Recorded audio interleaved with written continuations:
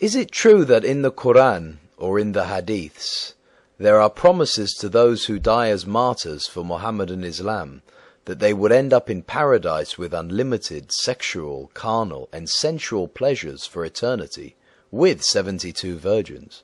The Quran is replete with verses promising the believers infinitely greater rewards in the afterlife than in life.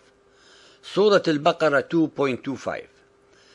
But give glad tidings to those who believe and work righteousness, that their portion is gardens beneath which rivers flow. They are fed with fruits, and they have therein companions pure and holy, and they abide therein forever. Surah An-Najm 55:70.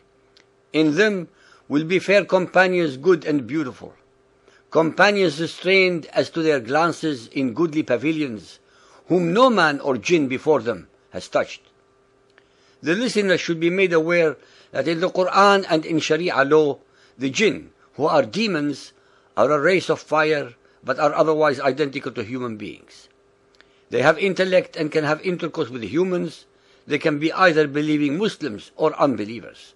They too are predestined by Allah to end up in His hell or paradise.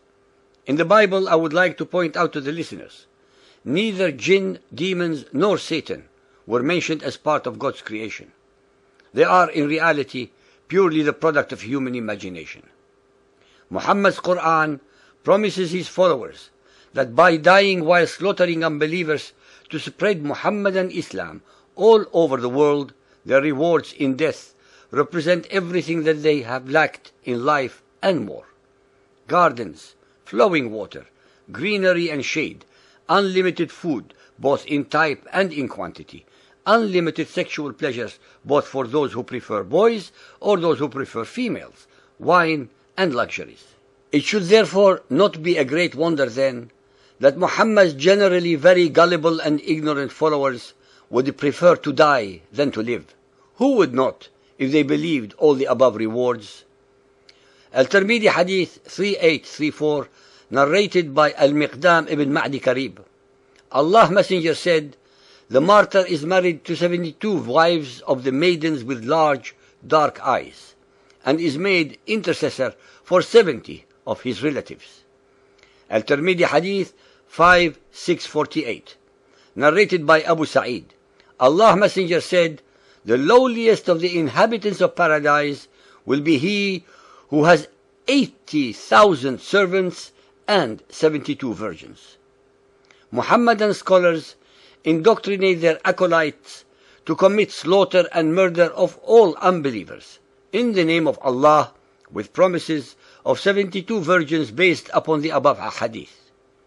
The same followers of Muhammad who, when alive and in the physical world, are allowed a maximum of 4 wives and a minimum of pleasures, since they are prohibited from gambling, drinking wine, singing, dancing, painting, wearing gold or silk, reciting poetry, playing chess, etc., etc., are allowed in death 72 virgins with unlimited sexual, carnal, and sensual pleasures. Muhammad's version of paradise becomes a whorehouse for those who commit atrocities against all humans who do not believe in Allah and in His Messenger Muhammad. All those murdered human beings are unbelievers in the first place because Allah preordained that they should be so. Hence, the merciful and compassionate Allah of Muhammad, who programmed them to be unbelievers in the first place, nonetheless consigns them to a predestined hellfire through no fault of their own, so that they would be slaughtered by the followers of Muhammad, who are then rewarded to paradise when killed during their missions of extermination.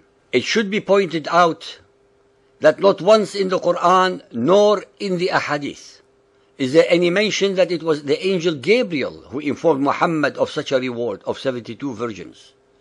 It was Muhammad alone who promised his gullible and believing followers of them. Sahih al-Bukhari Hadith 4.544, narrated by Abu Huraira. They will not urinate, relieve nature, spit, or have any nasal secretions. The cult of Muhammad has no concept of the spiritual world. Those of his followers who die while attempting to slaughter unbelievers end up in a physical whorehouse type of paradise, with unlimited sex, food, and other carnal and sensual pleasures. With promises of such eternal rewards, one should not be surprised that the believing followers of Muhammad would commit murder, slaughter, death, and destruction upon all unbelievers to attain these unenviable incentives. These believers are never informed that in the Quran and in other hadiths, Muhammad utterly forbids committing suicide, and the penalty is to suffer in hell for eternity.